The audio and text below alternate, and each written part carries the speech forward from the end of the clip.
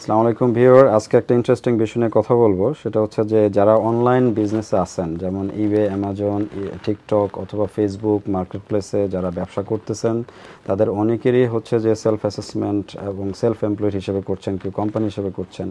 আপনারা কিন্তু সঠিকভাবে আপনাদের সেলসকে কোম্পানিকে রিপোর্ট করতে হবে, এবং হেচএমআরসিকে স্পেশালি।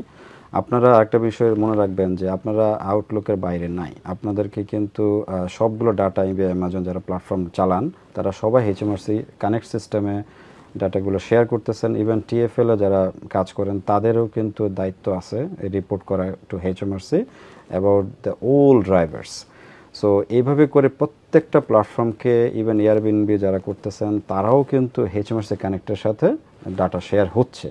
সো আপনারা কিন্তু সার্ভেলেন্সের বাইরে নাই। সো আপনাদেরকে এনি টাইম এআই ইউটিলাইজ করে, আপনাদেরকে সর্টিং করে, আপনাদেরকে খুঁজে বের করে আপনাদের বাসা, আপনাদের ফোন নাম্বার, নাম, কোম্পানি সব কিছু ওরা বের করবে, করে আপনাকে চিঠি পাঠাবে এবং বলবে যে আমাদের ডাটা অনুযায়ী তোমার কাছে যে পরিমাণ ইনকাম হয়েছে সেই পরিমাণ ডিক্লারেশন তুমি করো নাই এবং আন্ডার রিপোর্টিং করছো।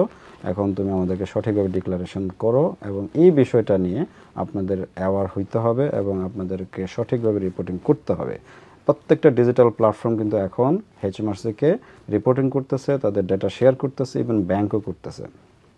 সো আপনারা সার্ভেলেন্সের বাইরে নাই, আপনারা একটু সাবধান হন এবং আপনারা সঠিকভাবে ট্যাক্স প্ল্যানিং করেন এবং একজন ভালো কনসালটেন্টের সাথে কথা বলেন, যে যারা আপনাদেরকে এই ব্যাপারে সঠিক পথ দেখাবে, স্টেপ বাই স্টেপ প্রসিডিউর দেখাবে এবং আপনাদেরকে আপনাদের জীবনটাকে সুন্দরভাবে, সঠিকভাবে, কমপ্লায়েন্ট ওয়েতে গভর্নমেন্টের সাথে আপনারা এই ইউকেতে বাঁচার জন্য আপনাদের রাস্তাকে সুগম করবে। Thank you.